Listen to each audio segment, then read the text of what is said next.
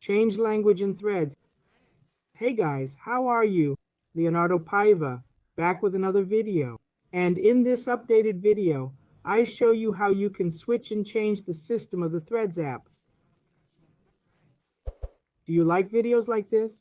Here on the channel, there are already other related videos. Subscribe to the channel, leave a like. I'm always making videos to help you guys. Guys, so let's go. The process here is pretty easy. Once you've logged in here to your Threads account, you're going to click up here on these two dashes. And here you're going to choose the language option, language. And here you're going to choose the language that you want to change. I'm going to put it here in Spanish. By the time I go back here to settings, it's already going to have swapped out the language of the app here. Did you get it, guys? Put it down there in the comments.